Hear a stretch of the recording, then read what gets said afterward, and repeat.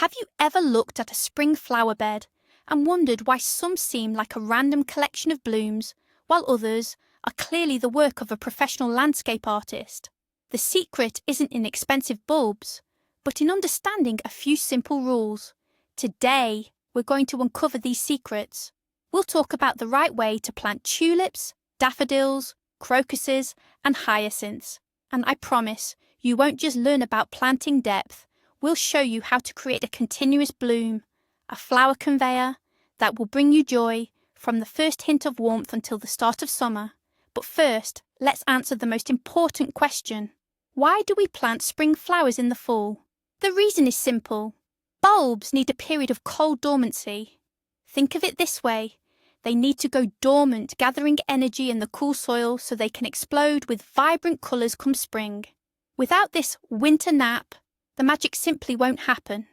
All right, let's get straight to the most critical point, selecting the perfect planting time. This is arguably the single most important step, one that will determine whether you're rewarded with a riot of vibrant spring blooms or just a few sparse, weak sprouts. Plant too early while it's still warm, and your bulbs might wake up prematurely, sending green shoots right into the impending snow. If that happens, they certainly won't bloom in spring. Plant too late, just as the ground is about to freeze, and they simply won't have enough time to establish roots. Without those vital roots, they won't have the strength to survive the winter. So how do you pinpoint this ideal window? Forget rigid calendar dates. Your ultimate guide should always be the soil temperature. The ideal temperature for bulbs to root effectively is between 7 and 10 degrees Celsius, 45-50 degrees Fahrenheit, measured at the depth of your palm, roughly 10-15 centimetres, 4-6 inches, deep. No need to rush out and buy a specialised soil thermometer.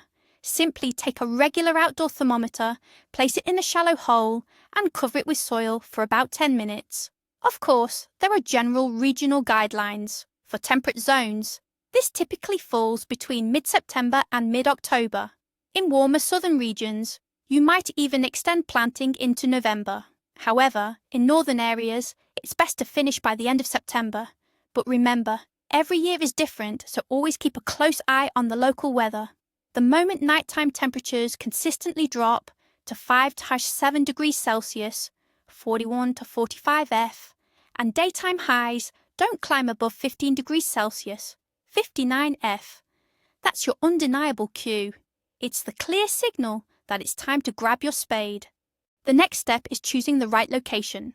Many people make a common mistake here, assuming that since these are spring flowers, any spot in the garden will do. But that's not entirely true. The vast majority of bulbs are true sun worshippers. They need bright spring sunlight to store enough nutrients in their bulbs for a spectacular bloom the following year. So, for a show-stopping display of tulips and daffodils, an open, well-lit area is ideal. But there's a lovely nuance.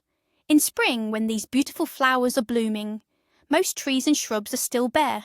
This means you can create wonderful patches of colour right underneath them. Early crocuses, delicate snowdrops, muscari and scilla will thrive around the base of apple trees or beneath ornamental shrubs. They'll get their fill of light and finish blooming before the canopy fully leaves out and casts a dense shade. What you absolutely must not do is plant bulbs in low-lying areas where meltwater tends to collect in spring. Waterlogging is the #1 enemy of any bulb. In such conditions, the bulb will simply rot away, never even getting a chance to bloom. So remember, the best spot is sunny and, most importantly, well drained, with no risk of standing water whatsoever. Now let's talk about the real stars of the show, the bulbs themselves. After all, their quality directly determines how magnificent your spring flower display will be. Shopping for planting material is like casting actors for a leading role. And here are a few simple rules to help you pick out the true superstars. First, trust your hands. Pick up a bulb. It should feel firm, plump, and surprisingly weighty for its size, much like a good potato. If it's soft, flimsy, or you feel hollow spots under your fingers, that's a clear sign that rotting processes have begun inside, or it has simply dried out. Don't hesitate to set such a bulb aside. Secondly, examine it closely. The outer scales should be dry, intact and clean. Small, natural hairline cracks are usually nothing to worry about. However, what you absolutely don't want to see are dark spots, white or greenish mould, or any mechanical damage through which infection could penetrate. Finally, and this is perhaps the most crucial step, turn the bulb over and look at its basal plate, that heel where the roots will emerge. It must be absolutely dry, firm, and healthy looking. Any signs of softness or rot on the basal plate indicate a 100% defect. Such a bulb won't root and will simply perish in the soil. Choose only the strongest, healthiest candidates, and they won't disappoint you. Before you pick up that shovel, let's take a moment to think like artists. Creating colour harmony is much simpler than it seems, and you don't need to delve into complicated colour theory. There are 3 simple, foolproof approaches. The first is a monochromatic scheme. This means using different shades and tints of a single colour.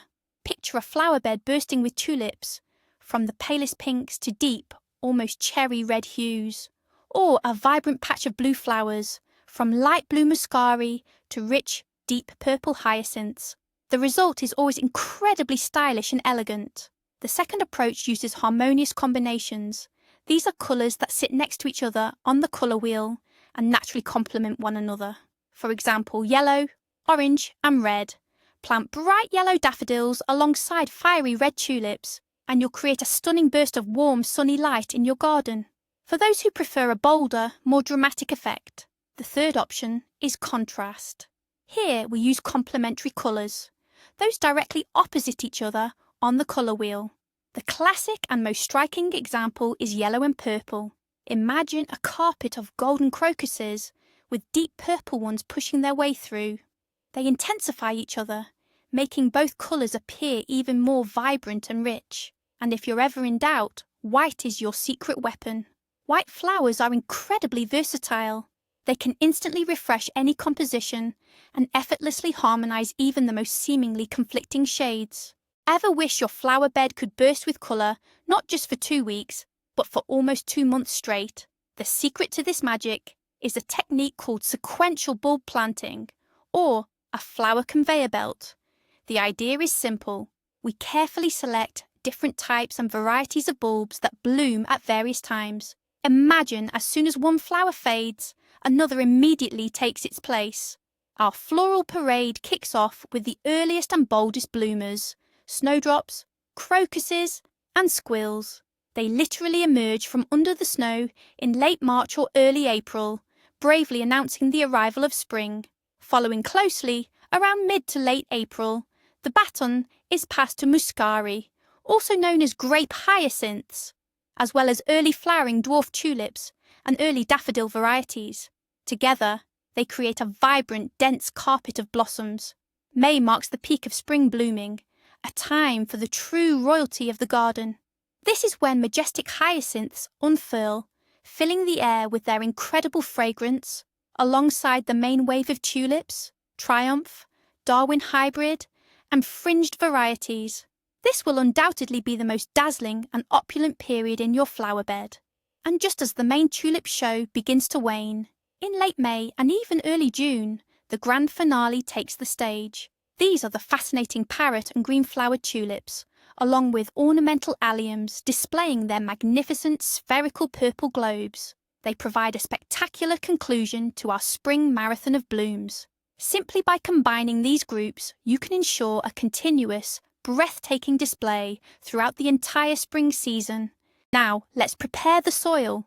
This step is crucial, much like laying a strong foundation for a house. Get it right, and your plants will thrive for years. For bulbs, creating the ideal planting bed is the secret to their health and a spectacular show of blooms. Simply turning over the soil with a spade isn't enough here. First and foremost, we need to address drainage. Bulbs are extremely sensitive to waterlogging. If your garden has heavy clay soil that turns into a bog after rain, it's essential to improve it. The easiest way is to incorporate coarse river sand or fine gravel. For every square metre of planting bed, add about 1 to 2 buckets of sand and thoroughly mix it into the depth of a spade. This will create pores in the soil, allowing excess moisture to drain away easily. The second crucial aspect is fertility. A bulb is essentially a storage unit of nutrients. For it to flower beautifully, this larder needs to be replenished. The ideal meal for bulbs is well-rotted compost or aged manure. Fresh manure, however, is an absolute no-go. It can burn the roots and lead to fungal diseases. For every square metre of planting bed, half a bucket of mature compost is sufficient. It will make the soil not only nutrient-rich, but also loose and airy, conditions that delicate roots absolutely adore. Alright, the soil is prepped, but what exactly should we put directly into the planting hole to give our bulbs a truly spectacular head start? Let's share the recipe for an ideal nutrient mix that acts like an energy bar for your future blooms. First, it's very beneficial to add a layer of sand, about 2 centimetres thick, to the bottom of each planting hole or trench. This creates an extra drainage cushion right beneath the base of the bulb. This simple trick is the best prevention against waterlogging and rot, especially if you have moist soil or a rainy autumn. The bulb will essentially be sitting on a dry island, which it will absolutely love. Second, let's add some long-lasting nutrition. Bulbs need phosphorus and potassium to form strong bulbs and vibrant flowers. However, nitrogen isn't needed in the fall, as it stimulates leafy growth, which is precisely what we don't want right now. Therefore, superphosphate and potassium sulfate make ideal fertilizers. For every square metre of flower bed, it's enough to apply approximately 30 to 40 grams of superphosphate and 20-30 grams of potassium sulfate. You can simply sprinkle them on the surface before digging, or mix them with the soil you'll use to cover the bulbs. And third, wood ash makes an excellent addition. It's a fantastic source of potassium, phosphorus, and numerous micronutrients. What's more, ash slightly de-acidifies the soil and has antiseptic properties, helping to deter pests. Simply dust the bottom of the planting hole or the soil around the bulb with a handful of ash. With this kind of care, your flowers will surely thank you with an abundance of spectacular blooms. Do you need to treat your bulbs before planting? The answer is a resounding yes. Think of it as an immunization for your future flower bed. This simple quick step will help protect your plants from numerous fungal diseases like fusarium wilt or botrytis, grey mold, whose spores can be present both on the bulbs themselves and in the soil. You don't need complicated or expensive products for this. The most accessible and time-tested method is soaking them in a potassium permanganate solution. Prepare a solution that's bright pink, not purple. A solution that's too concentrated can burn the bulb's delicate tissues. Submerge the bulbs for 20 to 30 minutes. This is usually enough time to eliminate most pathogenic microorganisms on their surface. If you're looking for more robust protection, consider using specialised fungicides available at any garden centre. These commercial products are highly effective for this purpose. Simply dilute them according to the package instructions and soak the bulbs for the recommended time, usually around 30 minutes. After soaking, there's no need to rinse the bulbs. You can simply let them air dry slightly and then plant them immediately. This simple procedure is your best insurance against diseases and guarantees you'll see healthy, strong plants come spring. Finally, we come to the most crucial question. How deep should you plant? This is a common pitfall for beginners. Plant too shallowly, and the bulb might freeze in winter or even get pushed out of the soil. Bury it too deep and come spring, a weak sprout might struggle to push through the thick layer of earth to reach the sun. The result? You'll never see those beautiful blooms. But don't worry, there's no rocket science involved here. Forget about complicated charts and endless calculations. There's one simple, universal, golden rule of 3 heights that works for almost all bulbs, from tiny crocuses to giant ornamental onions. It goes like this. The planting depth should be equal to 3 times the height of the bulb itself. Let's illustrate with an example. Take a tulip bulb. Measure its height from the base to the tip. Let's say it's 5 centimetres tall. Multiply this number by 3, and you get 15 centimetres. This is your ideal planting depth. So if the bulb is 5 centimetres tall, you'll plant it 15 centimeters deep, meaning there will be 10 centimeters of soil above the bulb. For a small crocus bulb, say 2 centimeters tall, the planting depth would be just 6 centimeters. It's truly brilliant in its simplicity. This rule strikes the perfect balance. The bulb is well protected from frost, yet close enough to the surface for the sprout to easily emerge in spring. To make the 3 heights rule even easier to apply in practice, let's use a handy trick with the most readily available tools, a common ruler, or even your own hand. This will help you quickly and accurately measure the correct depth without any fuss. Grab any ruler or a gardening trowel that has centimeter markings. As you dig a hole, simply insert the tool to check the depth. This is incredibly convenient, especially when you're planting many bulbs of the same size and creating a shared trench for them. Once you've dug and confirmed the depth along the entire length, you're all set to place your planting material. But what if you don't have any measuring tools on hand? No worries, use your own hand. Before you head out, take a moment at home to measure, for example, the length of your index finger or the width of your palm. Let's say your finger, up to the second knuckle, is approximately 5 centimeters. This means for planting a crocus, you'd need a hole just a bit deeper than 1 finger. And for a tulip bulb that's 5 centimeters tall, you'd need a depth of about 3 such lengths. Of course, this isn't pinpoint accuracy, but for gardening, it's more than sufficient. This simple by eye method will save you a lot of time and allow you to work quickly and efficiently. So you've got your bulbs, but ever wonder which way is up? This might seem like a basic question, but trust me, even seasoned gardeners sometimes pause, especially when dealing with tiny or flat bulbs. And a simple mistake here could cost you those beautiful blooms. If you plant a bulb upside down, the sprout, with remarkable determination, will twist and turn, eventually finding its way to the light. But this extra effort drains a tremendous amount of its precious energy, and it might not have enough left to produce a full, vibrant flower. So how do you correctly identify the top and bottom of a bulb? Actually, it's quite simple. For most classic bulbs, think tulips, daffodils, or hyacinths. Their shape is pretty distinct, often resembling a teardrop or a small onion. They have a wide, flat base, that's the bottom, or basal plate, where the roots will emerge, and a pointed, elongated tip, that's the top, the growth point from which the future stem will emerge. Always plant them with the basal plate facing down and the pointed tip facing up. It gets a little trickier with flatter corms, like those of crocuses or anemones. They don't always have a clearly defined top. In such cases, inspect the corm carefully. Even on the flattest ones, you can usually find remnants of old roots, or a slightly rougher spot. That's your basal plate, the bottom. And on the opposite, smoother side, you'll often see tiny bumps. Those are the dormant buds. This is the side that should face upwards.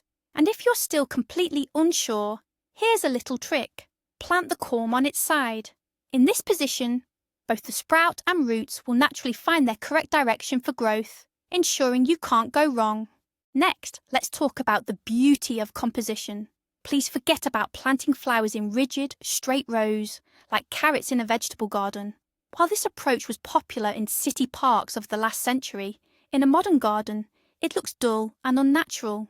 Nature simply abhors straight lines. The most effective and natural way to plant is by creating groups, often called drifts or islands. Instead of lining up 10 tulips in a single row, arrange them in a picturesque, irregular cluster. Imagine simply tossing a handful of bulbs onto the ground and planting them roughly where they land. This technique creates the effect of a natural meadow or glade, as if the flowers grew there all on their own. Why does this work so well? Firstly, a dense grouping of flowers always looks far more impactful than isolated plants. It creates a vibrant splash of colour that immediately draws the eye. Secondly, this planting method helps conceal fading foliage. When the flowers in the centre of the group finish blooming, their unsightly leaves will be discreetly hidden by their still blooming neighbours around the edges. To create these natural drifts, dig one general, irregularly shaped or rounded planting hole, rather than individual holes for each bulb. Add drainage material and fertiliser to the bottom, then loosely arrange the bulbs, leaving approximately 2 to 3 times their width between them. Cover with soil and come spring, you'll be rewarded with a lush, natural-looking bouquet emerging directly from the ground. And now, here's the landscape designer's best-kept secret for maximising beauty in minimal space. This clever technique is aptly named lasagna planting, or layered planting. Just imagine, in a single square metre of your garden, you'll witness not just one wave of blossoms, but 2, 3, or even 4, blooming in beautiful succession throughout the entire spring. The principle behind this method is exactly like that of its famous Italian namesake. We'll be layering our bulbs one on top of the other. At the very bottom of the planting hole, we place the largest bulbs, the ones that bloom last. Above them goes the middle layer, smaller bulbs that flower in mid-spring. Finally, the smallest and earliest flowering bulbs will occupy the top layer. What does this clever arrangement achieve? In spring, the bulbs from the top layer will be the first to awaken and burst into bloom. As their blossoms fade, the shoots from the middle layer will begin to emerge through their foliage, and once their show is over, the most robust blooms from the bottom layer will take centre stage. The result is an incredibly lush, vibrant, and continuously evolving flower bed. It's not only breathtakingly beautiful, but also incredibly practical, especially for smaller gardens where every inch of space is precious. Let's break down this lasagna planting method layer by layer to make everything crystal clear. For this, you'll need a fairly deep planting hole or a large container, at least 30 to 40 centimetres deep. So, for our first, deepest layer, we'll be working at a depth of roughly 25 to 30 centimetres. This is where we'll place our heavy artillery, the largest and latest blooming bulbs. Ideal candidates for this level are daffodils and late-flowering tulip varieties such as Darwin hybrids, lily-flowered or parrot tulips. You can also include ornamental alliums here, with their impressive spherical blooms that will emerge at the very end of spring. Arrange the bulbs at the bottom of the hole, leaving a small space of about 5 to 7 centimetres between them so they don't compete for space. After this, cover them with about 5 to 7 centimetres of soil, gently compacting it. Our first, foundational layer is now complete. It will serve as the powerful grand finale of our spring display. Now let's move on to the second layer of our flower lasagna, which will sit directly above the first. This tier is reserved for medium-sized bulbs that bloom in mid-spring, perfectly bridging the gap between the earliest and latest flowers. Perfect candidates for this middle layer include mid-season blooming hyacinths and tulips. For instance, varieties from the Triumph or single early groups. Their fragrant and vibrant blooms will create a lush, colourful centrepiece for our arrangement. We carefully place these bulbs directly onto the layer of soil we spread over the first tier. It's crucial to arrange them in a staggered pattern relative to the bulbs in the lower layer. Try to ensure no bulb from this second layer sits directly above one from the first. This gives the sprouts from the lower tier more room and freedom to find their way to the sun. Don't worry, they'll easily navigate around their upper neighbours. You can plant the bulbs in this layer a bit closer together than those in the bottom. Once these bulbs are in place, cover everything with another 5 centimetre layer of fertile soil. Our flower lasagna is truly taking shape now. And now we've reached the final step, creating the third, uppermost and most delicate layer. This truly is the crowning glory of our floral display. This tier is dedicated to the smallest and earliest bulbs, the ones that will be the first to herald the arrival of spring. Here, crocuses in every colour of the rainbow, blue or white muscari, delicate scillas, chionodoxa and pushkinia will thrive. Their tiny shoots will pop up literally from beneath the melting snow, creating a vibrant living carpet while the residents of the lower layers are still dormant. We generously scatter these small bulbs over the surface of the second layer of soil. No need for precise measurements. Just create a beautiful, natural spread. They are so tiny that they won't impede the growth of their larger neighbours below. Once they're in place, we fill our lasagna with the final layer of soil, right up to the top of the hole. Voila! Our multi-layered floral display is now ready for its winter slumber. In spring, it will present you with an incredible surprise. blooming layer by layer. So, planting is done and your bulbs are settled comfortably in the soil. Now, a common question arises. Should you water your freshly planted flower bed? The answer to that depends entirely on the weather. Let's think logically. Why do the bulbs need moisture right now? They need it to start developing roots as quickly as possible. These roots are crucial for anchoring the bulbs in the soil and ensuring they successfully overwinter. Therefore, if you're planting on a dry, clear autumn day and it hasn't rained for about a week, watering is absolutely essential. You don't want to create a swamp, but a good, deep watering that soaks the soil to the full planting depth will be very beneficial. This helps remove any air pockets around the bulbs and creates ideal conditions for root establishment. It's a completely different story, however, if autumn has been rainy and the soil is already moist. In this situation, extra watering is not only unnecessary but can actually be harmful. Too much moisture in cold soil is a direct path to bulb rot. So if the soil feels damp to the touch, just put that watering can away. Nature has already done the work for you. The golden rule here is moderation and common sense. But how do we protect our treasured bulbs from hungry rodents? Unfortunately, for voles and squirrels, those plump tulip and crocus bulbs are an irresistible delicacy, a perfect winter food supply, and there's nothing more frustrating than waking up in spring to find nothing but empty, dug-up holes where your beautiful flower bed should have been. But don't despair. There are several effective and humane ways to protect your precious plantings. The first and most reliable method is a physical barrier. Special plastic bulb baskets are available for planting. You simply place your bulbs directly into these baskets, then bury them in the ground. The fine mesh prevents rodents from reaching their treat while allowing roots and shoots to grow freely. If you don't have these baskets, you can improvise using old mesh produce bags or even by surrounding a cluster of bulbs with fine mesh wire. The second approach involves using repellents, specifically scents that drive pests away. Rodents can't stand strong, pungent aromas. For instance, you can tuck a few sprigs of wild rosemary or wormwood into each planting hole. Many gardeners also find that strong-smelling deterrents, applied to rags and placed near your plantings, can keep rodents at bay. And here's another clever trick. While rodents adore tulips, they completely ignore daffodil and fritillary bulbs because these are poisonous. So if you create a protective cordon or border of daffodils around your tulip beds, it can confuse these pests and effectively save your entire collection. Getting your bulbs ready for winter is a crucial final step to ensure they survive even the harshest conditions. The primary question that often arises is whether you really need to cover your garden beds. In most situations, if you've planted your bulbs at the correct depth, they'll overwinter perfectly well under a natural blanket of snow. Snow truly is the best blanket. However, there are specific situations where additional insulation or mulching becomes truly essential.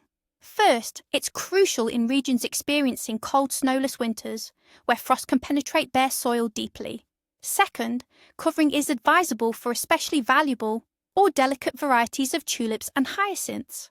And third, mulching is absolutely essential if for any reason you've planted your bulbs later than ideal or not quite deep enough. So, what exactly is mulch? It's any loose, breathable material used to cover the soil surface. Ideal materials include peat, dry fallen leaves, make sure they're from healthy trees, shredded bark, or evergreen boughs. Apply a layer of mulch about 2 to 4 inches, 5 to 10 cm thick. This layer creates an insulating air pocket that helps stabilize soil temperatures and protect your bulbs from freezing. Crucially, don't apply mulch immediately after planting. Wait until consistent, light frosts have arrived and the top layer of soil has just begun to freeze. Mulching too early can create a warm, damp haven underneath, inviting pests like mice or promoting fungal diseases. Then, in spring, as soon as the snow melts, carefully remove the mulch to ensure your emerging sprouts can easily reach the sunlight. Finally, let's talk about labelling. This might seem like a small detail, but trust me, you'll be incredibly grateful you did this come spring. While it's fresh in your mind now, in autumn, remembering exactly where and what you've planted, those details can easily slip away after a long winter. Then, in spring, as you start working the soil with a hoe or planting early annuals, there's a big risk of accidentally damaging those tiny, delicate shoots just beginning to emerge. To prevent this, always mark the precise locations of your plantings. The simplest and most reliable method is to use special garden marker stakes. On these, you can write the variety name and even the planting year. This is especially useful if you collect different types of tulips and want to know exactly what's growing where. But if you don't have special markers, don't worry. Just get creative. You can use ordinary wooden popsicle sticks, which are easy to write on with a permanent marker. Or stick bright plastic forks or knives into the soil. Some gardeners even outline their beds with small pebbles, or paint them in different colours to denote various varieties. The main goal is to create a clear visual marker that will be easily noticeable in early spring. This way, you'll not only protect your plantings from accidental damage, but also be able to plan ahead exactly where to plant your summer annuals without disrupting your beautiful bulb display. The most crucial elements that will transform your flower bed from ordinary to absolutely breathtaking are the depth rule and the lasagna planting method. Remember this simple guideline. The planting depth should be 3 times the height of the bulb itself. This is a universal formula for success that will save you from 90% of common mistakes. It ensures your bulb won't freeze, dry out, and will have the strength to push through to the sun in spring. Now, the lasagna method isn't just planting, it's pure garden magic. Imagine this. First, a carpet of crocuses unfurls. As soon as they begin to fade, hyacinths and early tulips emerge right through them. And then, a third, most powerful wave of blooms arrives, featuring daffodils and late-blooming tall tulips. You're not getting just one flower bed, but 3 successive displays, all in the same spot. This is that flower conveyor belt effect, creating the illusion of a perpetually blooming garden. This technique is precisely what separates a beginner's bed from a professional's masterpiece. Ultimately, it all boils down to 2 key things: proper horticultural technique, based on the 3 heights rule, and a creative approach, brilliantly showcased in the lasagna method. Mastering these will empower you to create truly incredible floral arrangements with your own hands. Thank you for watching this video all the way to the end. If you found it helpful, please give it a thumbs up and subscribe to our channel so you don't miss out on future gardening tips. Now, a question for you. What are your favourite bulb combinations? Share your ideas and photos in the comments below and let's inspire each other.